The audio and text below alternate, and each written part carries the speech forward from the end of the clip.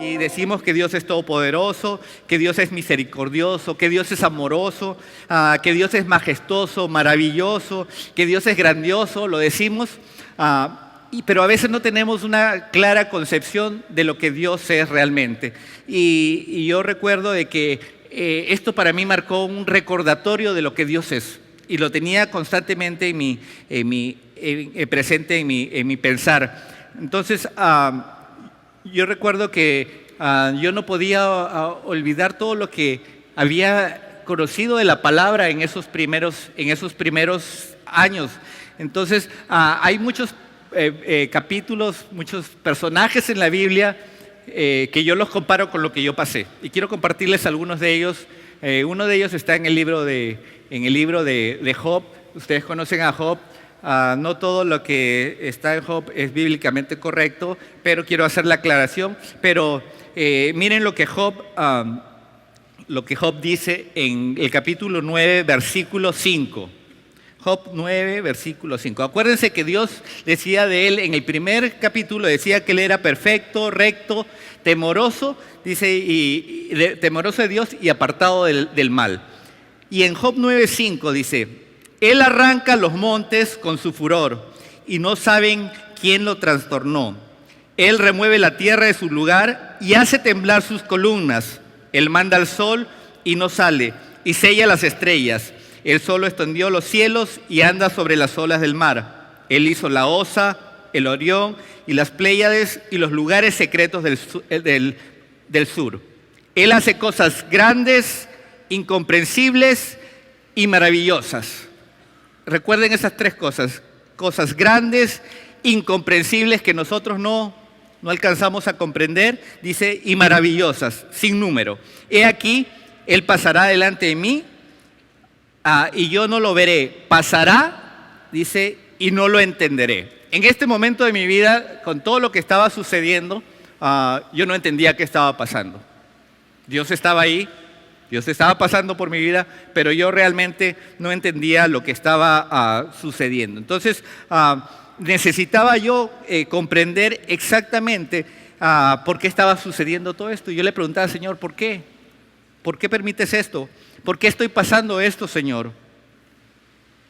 ¿Por qué, Señor, si te estoy sirviendo, si te estamos sirviendo como familia, por qué tiene que suceder esto? Y quizás usted, solamente para los que han salido de su hogar, los que han tenido que dejar su casa, saben de lo que estoy hablando. Y esto tiene que ver con lo que nosotros creemos como hijos de Dios. Muchas veces declaramos muchas cosas, pero realmente tiene que ver con lo que nosotros creemos. Encontré una declaración por ahí, no está en la Biblia, no sé quién la dijo, pero me pareció muy interesante. Dice: el creer siempre requiere tener algunas preguntas sin contestar en tu vida. O sea, si tú vas a creer en algo, siempre van a haber algunas preguntas sin contestar en tu vida. ¿Cuántos saben de lo que estoy hablando? Nosotros creemos en Dios, pero hay muchas cosas que no entendemos por qué están sucediendo. Y sabemos que la palabra de Dios en Hebreos nos enseña que la fe, dice después, la certeza de lo que se espera, la convicción de lo que no se ve. Yo no veía lo que venía adelante. Y quizás tú estás pasando una situación y no ves la salida, no ves lo que hay adelante. ¿Cuántos de ustedes han pasado una situación así? ¿Cuántos de ustedes han pasado situaciones que parecen injustas y nos preguntamos: ¿y dónde estará Dios? Y comenzamos a argumentar con Dios y le preguntamos: Señor, ¿por qué? ¿Por qué estoy pasando esto? ¿Por qué me tiene que suceder esto a mí? Y como le digo, yo comparaba esto con algunos personajes de la Biblia, y uno de ellos es Daniel. En Daniel, el capítulo 4, el verso 35, Daniel dice, todos los habitantes de la tierra. ¿Cuántos habitantes de la tierra hay aquí? Levante su mano, por favor, para ver los habitantes de la tierra. Los demás son extraterrestres. ¿Ok? Dice, todos los habitantes de la tierra son considerados como nada. Dígale al que tiene a su lado: nada. Dice, y Él hace según su voluntad en el ejército del cielo y en los habitantes de la tierra. Dice, y no hay quien detenga su mano y le diga: ¿qué haces? No hay quien quien llegue a Dios y le puede decir, oye, ¿qué estás haciendo, Dios? ¿Por qué estás haciendo esto, Dios? Sin embargo, ¿cuántas veces nosotros nos hemos acercado a Dios y le hemos estado preguntando, Señor, ¿por qué? Sobre todo si en algún momento de nuestra vida nosotros nos hemos acercado a Dios y le hemos dicho, Señor, heme aquí. ¿Cuántos le han dicho heme aquí al Señor? A ver, levanten su mano a los que le han dicho heme aquí al Señor, ¿no? Y eso para que suene un poquito más espiritual. En lugar de decirle, Señor, aquí estoy, le decimos, Señor, heme aquí, ¿no? Entonces le decimos, heme aquí al Señor. Y realmente para mí fue esto importante, porque yo recuerdo el día que le dije, heme aquí al Señor. Les comentaba en la mañana, estaba en un concierto de un campamento para varones con Jesús Adrián, y muy emotivo, y yo llorando, las lágrimas se me salían, y con mi corazón quebrantado le dije, Señor, yo te quiero servir con todo. Quiero servirte a tiempo completo, Señor. Yo voy a dejarlo todo porque quiero servirte. Y entonces hice mi plan. Empecé a hacer mi propia agenda. Yo le dije a mi esposa, vendemos la casa, sacamos un poquito de dinero, tú te vas a trabajar por un año y yo mientras tanto me voy a la escuela, al Instituto Bíblico allá en los Estados Unidos, y dije, y vamos a servirle al Señor. Ese era mi plan. Pero déjenme decirles, ese no era el plan del Señor. Cuando yo estaba haciendo mis planes, recibimos esta dichosa carta de migraciones diciéndonos que tienen que salir del país. Nosotros, por obediencia, por someternos a las autoridades, salimos del país, y suena fácil, pero fue realmente un tiempo muy difícil tratar de poner nuestra vida en una traila, 13 años de nuestra vida, nuestra seguridad. Mi hijo, el más pequeño, tenía menos de un año, los otros tenían 18, y entonces realmente fue un tiempo muy difícil en el que nosotros empezábamos a preguntarle, Señor, ¿por qué está sucediendo esto? Y nosotros le decíamos, Señor, pero si nosotros ya hasta lo habíamos orado, Señor, esto vamos a hacerlo de esta manera. Pero el Señor tenía otros planes para mi vida. Yo empiezo a tratar de negociar con el Señor. Yo empiezo a tratar de negociar con el Señor, a razonar con el Señor, a tratar de pensar como el Señor. Pero nuestros pensamientos muchas veces están completamente alejados de los pensamientos del Señor. Para los que han sido mis alumnos aquí en la escuela de capacitación, mi versículo de batalla, Romanos 12, 1 y 2, habla de que nosotros debemos presentar nuestros cuerpos en sacrificio vivo, santo, dice, agradable a Dios, que es nuestro culto racional. Más adelante dice que no nos conformemos a este siglo, sino que seamos transformados por medio de la renovación de nuestro entendimiento, para que comprobemos cuál es la buena voluntad de Dios, agradable, dice, y perfecta. La buena voluntad de Dios no eran mis planes. La buena voluntad de Dios en mi vida eran los planes que Él tenía para nosotros. Y tuve que, lo que les estoy comentando ahora ha sido un proceso de todo un tiempo para poder llegar ahora a poder compartir esto con ustedes. Me gusta otro personaje de la Biblia, Abraham. La Biblia habla de Abraham, está en Génesis, porque yo viví una experiencia similar a la de Abraham. Génesis 12:1. Génesis 12:1. Dice, pero Jehová había dicho a Abraham, vete de tu tierra y de tu parentela y de la casa de tu padre a la tierra que te mostraré, y haré de ti una nación grande y te bendeciré. Y engrandeceré tu nombre, y serás bendición. Bendeciré a los que te bendijeren, y a los que te maldijeren maldeciré. Y serán benditas en ti todas las familias de la tierra. Y nos gusta mucho ese versículo. Como cristianos nos gusta mucho ese versículo. Pero ahí dice que Dios le ordena algo. Le dice, vete de tu tierra y de tu parentela. Vete de donde tú estabas cómodo. Y yo no encontraba en la Biblia en ninguna parte que diga que él tuvo problemas con Dios y comenzó a argumentar con Dios. Es más, no dice que le pidió el título de propiedad de la tierra donde iba a ir, no dice que le pidió un GPS para poder saber por dónde iba a ir. Yo lo que veo en Abraham es que él simplemente obedeció. Y la seguridad de Abraham estaba en la obediencia, en obedecer. En estos momentos a nosotros ya cuando estábamos ya nos había llegado la carta, ya estábamos así como que no sabíamos qué hacer. Llega un misionero americano allá a Las Vegas. Él tiene un instituto bíblico, una base misionera en Oaxaca. Y él nos invita a que nosotros vayamos allá a esa base misionera por un año a estudiar y también a trabajar en la parte administrativa, en el caso mío.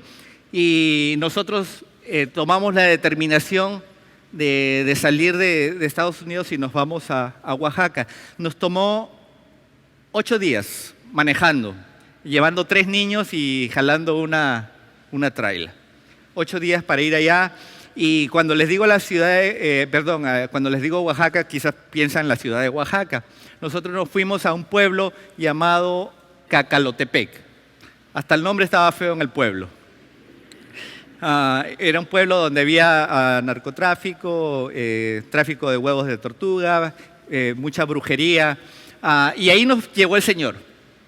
Ahí nos llevó el Señor porque el Señor tenía que tratar con José, y yo creía hasta ese momento que el trato era de Dios con mi vida y no me daba cuenta que el trato de Dios era con toda mi familia.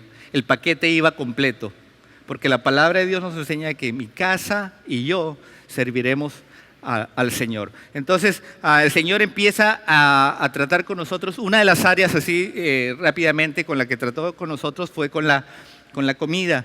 Obviamente nosotros veníamos de Las Vegas. En Las Vegas, para los que conocen, es la ciudad de las 24 horas. Usted puede comer en cualquier momento, puede ir al banco en cualquier momento, puede echar gasolina en cualquier momento, puede hacer el mandado en cualquier momento. Es una ciudad que vive las 24 horas. Y nos manda a este pueblo llamado Cacalotepec, donde la única diversión era el día domingo, los tacos de 3x10. Esa era la única diversión que había. Y recuerdo muy bien, Josué estaba de menos de un año y la comida ya en la base misionera era una comida de misioneros, una comida muy sencilla, esa es la palabra, muy sencilla. Entonces, si nos iba bien, había tortilla con frijolitos negros y cebollita picada para darle sabor. Y nos daban un poquito de agua de garrafón, ese era el refresco. Entonces, nosotros extrañábamos la hamburguesa, la carne asada y todas esas cosas deliciosas que van al lado de los frijoles. Pero el Señor nos dio una lección. Josué, como les digo, tenía menos de un año y nosotros lo veíamos cómo disfrutaba su tortilla con sus frijoles. ¿Por qué? Porque él no tenía problemas con su razonamiento. Para él eso era alimento. Los que sufríamos éramos nosotros. Por eso les decía que es muy importante que nosotros entendamos la voluntad de Dios y que nuestros razonamientos muchas veces nos alejan de la voluntad de Dios y lo que Dios quiere en nuestra vida. Yo entendí, después de tanto razonar con Dios, que Dios tiene el control de nuestras vidas. ¿Cuántos saben que Dios tiene el control de nuestra vida? Yo por eso puedo decir realmente que Dios es fiel. Dios es fiel a pesar de las circunstancias que a veces nosotros vemos todo negativo, a pesar de que no vemos la salida, Dios es fiel. Dios es fiel. Hay otro personaje en la Biblia que me gusta mencionarlo también, es Moisés. Moisés es otro de los personajes que dijo, heme aquí. Es interesante porque Moisés recibe un encargo de parte de Dios. Él recibe el encargo de ser el libertador para su pueblo que estaba en esclavitud, que estaba en angustia, que estaba en opresión. No estaban de vacaciones en Egipto. ¿Okay? Este pueblo estaba viviendo lo peor. Y Moisés recibe el mensaje de parte de Dios, la consigna de sacar a su pueblo de la esclavitud. Entonces, vamos a ver qué pasa con Moisés en Éxodo 3:13. Éxodo 3:13 dice, dijo Moisés a Dios, he aquí que llego yo a los hijos de Israel y les digo, el Dios de vuestros padres me ha enviado a vosotros. Si ellos me preguntaren, ¿cuál es su nombre? ¿Qué les responderé? Moisés se iba a presentar al pueblo que está en opresión, que está en esclavitud, que está pasando cosas difíciles, y le dice, si me preguntan quién me envió, ¿qué es lo que tengo que responder? Dice, y respondió Dios a Moisés diciendo, yo soy el que soy. Y dijo, así dirás a los hijos de Israel, yo soy, me envió a vosotros. Y yo sé que aquí hay estudiosos de la palabra y me van a decir de la interpretación de lo que significa el yo soy, pero ¿qué clase de respuesta es esa? ¿Qué clase de respuesta es para un pueblo que está oprimido, que está pasando cosas difíciles? Y usted imagínese que usted esté pasando algo difícil, lo más difícil que pueda haber, y que venga alguien y le diga, oiga, mira, me envió el yo soy. Y no parece una respuesta muy... Y así es en nuestras vidas. Muchas veces no tenemos las respuestas de parte de Dios que queremos. A veces quisiéramos que Dios nos diga, mira, te vas a cambiar a tal trabajo, vas a ganar tanto, te vas a casar con esta persona y tu vida va a ser maravillosa. Y no es así. Es más, hay un ejemplo en la Biblia cuando viene uno de los discípulos y le dice al Señor, a Jesús, le dice, necesitamos pagar los impuestos. ¿Y qué pensarías tú? ¿Qué es lo que necesita hacer? Quizás que Jesús saque la chequera y le diga, mira, aquí te voy a hacer un cheque, o aquí te va el dinero, o le da la tarjeta. Pero ¿qué le dice Jesús? Ve y tira el anzuelo. ¿Qué clase de respuesta frente a una necesidad es esa? Nuestra lógica no es como la lógica de Dios. El yo soy, al que conocemos en la Biblia, está ahí para nosotros. El yo soy dice, yo soy quien soy, el que fui y el que seré. Y a nosotros lo que nos toca es decirle, yo creo en ti, mi Dios. Nosotros sabemos, por todas estas cosas que hemos pasado, y lo decimos, que todo esto ha servido para bien para nuestra vida. Dios nos ha entrenado. Romanos 8:28 dice, y sabemos que a los que aman a Dios, dice, todas las cosas le ayudan a bien. ¿Cuáles son todas las cosas? Todas las cosas. Aún esas cosas que parecen negativas en nuestra vida, es porque Dios está trabajando en nuestra vida. Yo le decía también en la mañana, hay no está en la Biblia, un dicho en mexicano, dice flojito y cooperando. Muchas veces nosotros comenzamos a argumentar con Dios en lugar de simplemente creerle a Dios. Créale a Dios. Si usted está pasando situaciones difíciles, situaciones inexplicables, yo les digo, créale a Dios. Mire, otro de los personajes de la Biblia que tenía problemas para creer es Tomás. ¿Han escuchado de Tomás? Sí, Tomás, que decía, si yo no meto la mano en la herida, si no meto mi mano en el costado, y dice, yo no voy a creer. Pero Jesús le responde en Juan 20:29. Juan 20:29 le dice, Jesús le dijo, porque me has visto, Tomás, ¿creíste? Dice, bienaventurados los que no vieron, dice, y creyeron. O sea, doblemente bendecido el que sin ver a Jesús ha creído. ¿Cuántos han visto a Jesús? Dice la palabra de Dios, déjeme decirles, usted es doblemente bendecido porque nosotros hemos creído.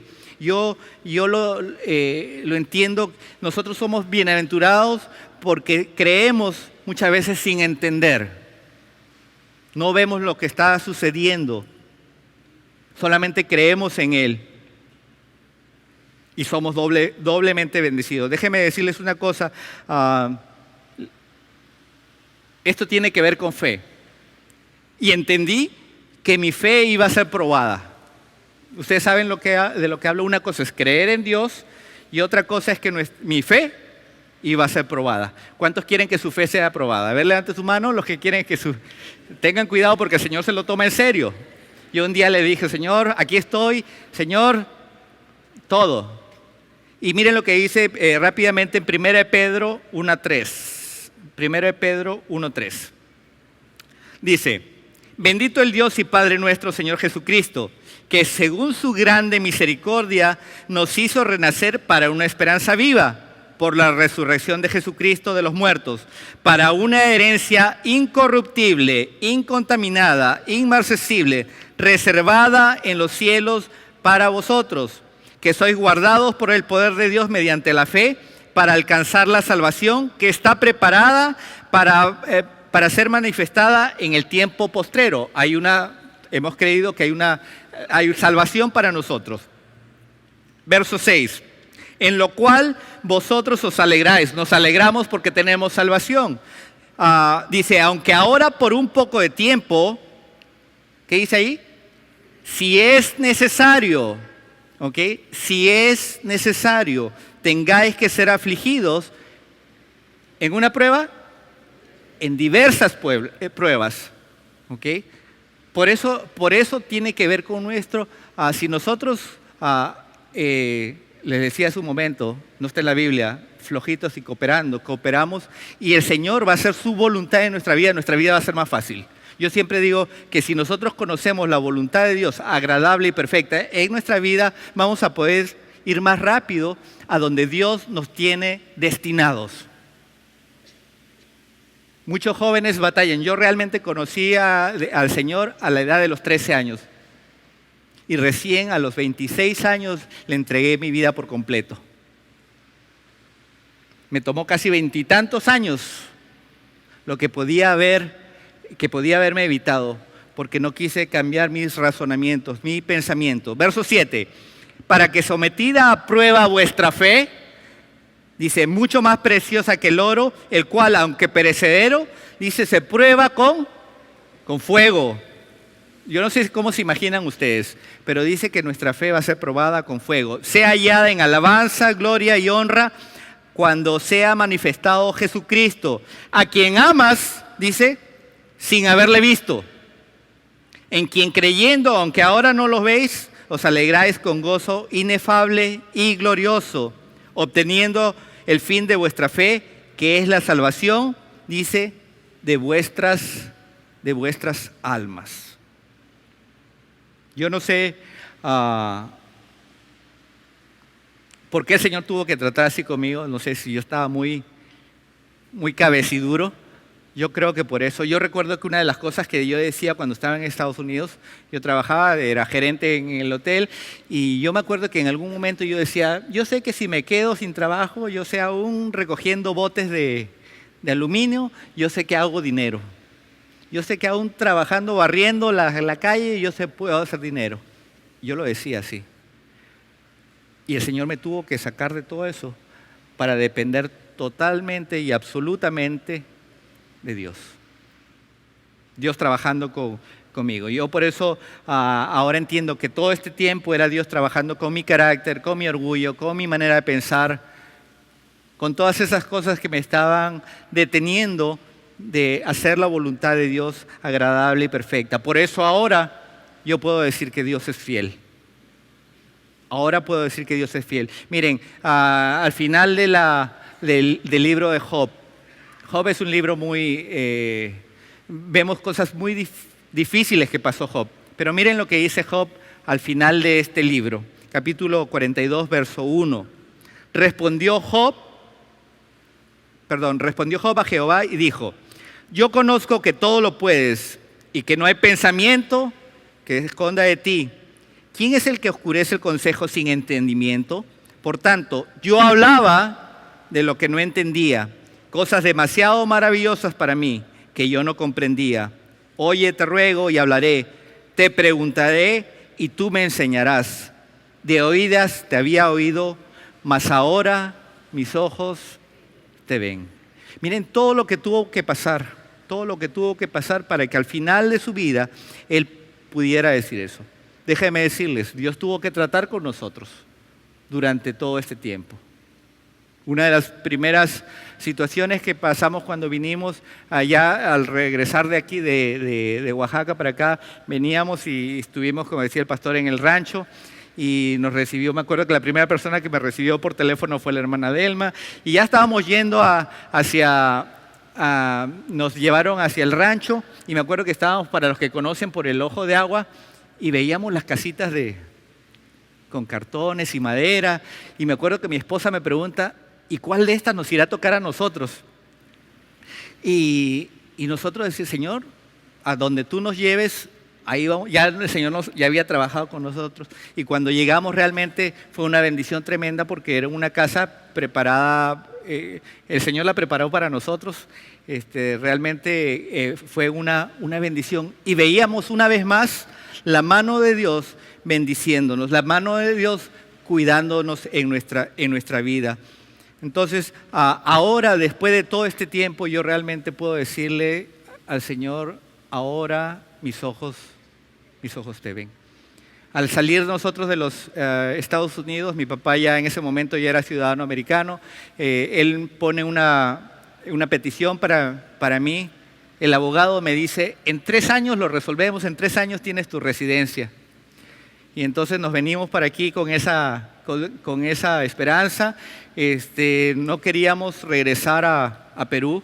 Es más, regresamos a Perú en ese tiempo y no nos sentíamos en casa.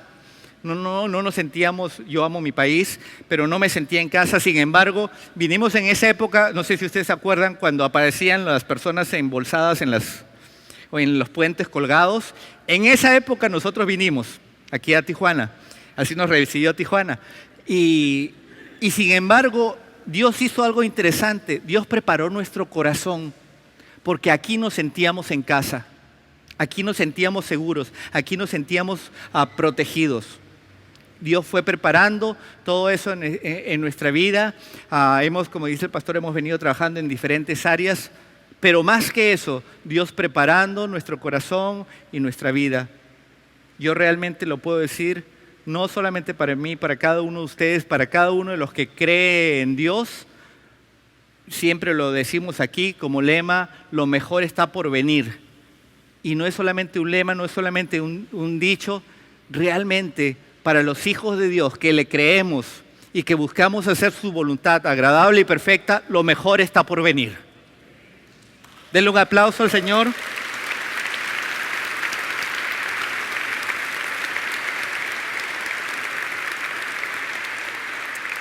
Quiero terminar y dejarles este versículo que para mí ha sido uno de los versículos también emblemáticos en mi vida, Romanos 8:38. Se lo dejo. Si hay alguien que está pasando alguna situación difícil, este es mi regalo para usted. Los amamos y déjeme decirle, Romanos 8:38, por lo cual estoy seguro de que ni la muerte ni la vida, ni ángeles ni principados, ni potestades, ni lo presente ni lo porvenir, ni lo alto ni lo profundo, ni ninguna cosa creada nos podrá separar del amor de Dios que es en Cristo Jesús, nuestro Señor. Realmente lo creemos.